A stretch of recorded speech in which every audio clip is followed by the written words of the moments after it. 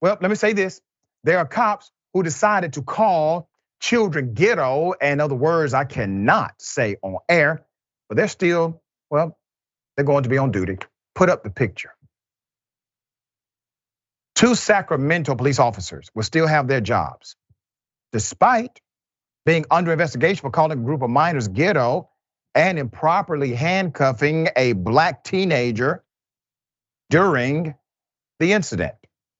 Newly released documents show on October 2021, Sacramento Police Chief Kathy Lester reprimanded Officer Brandon Lundgren for discrimination allegations and his colleague, Officer Connor Lawrence, for using excessive force associated with a 2020 incident.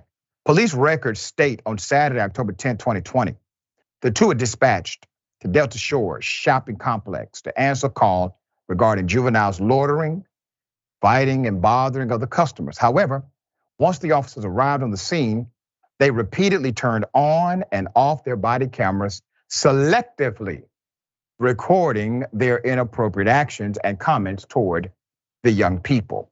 According to a disciplinary letter released by the department during that time, the camera was on. It captured Lawrence, one of the officers, asking his partner, "How many of these kids you think are drinking lean and ish?" One of the officers, his partner, answered, "All of them." Abuse of power, let's go to it. The department said they failed to use their training regarding the Racial and Identity Profiling Act and use force even when it wasn't called for. An example of this is when Officer Lundgren had a conversation with one of the young black teens about having guns to be cool to their friends and referring to the young people as a pack of wolves out there destroying the community. To add insult to injury, the letter said the footage recorded the officers calling the kids ghetto and another word I cannot pronounce on air, and saying they should just grab somebody when approaching the kids. The comment about grabbing any of the kids gathered was made multiple times. The officer also said to the 14-year-old black child, quote, "Okay, you're the first one," and proceeded to handcuff him and place him in the backseat of a patrol car. According to the letter, the teen was handcuffed for 27 minutes. However, no one from the department documented the incident. This is a crime against a minor. Phony consequences. Despite public outcry, both officers were only required to complete training a year after the altercation. Officers Lawrence and Lundgren were required to attend a 3-day immersion training course that involved resilience, compassion, and leadership for law enforcement. Both of the officers involved, the city and the Seattle Police Department, have remained silent about the release of their records and have not addressed the severity or appropriateness of the reprimand they received for their actions. Community organizer Sonia Lewis said, and I quote, "People in the black community have stressed for too long that training doesn't deter this type of behavior. It's a culture. It's a norm of law enforcement.